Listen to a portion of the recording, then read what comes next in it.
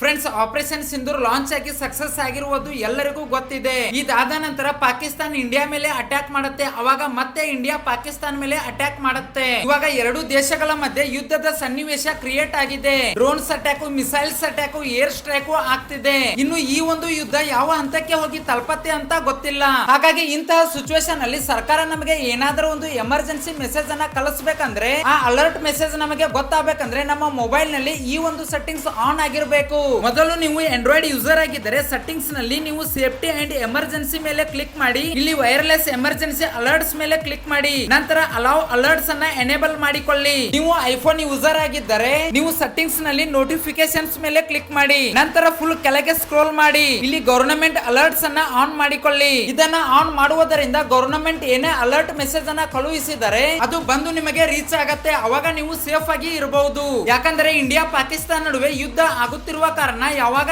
ಏನ್ ಬೇಕಾದ್ರೂ ಆಗಬಹುದು.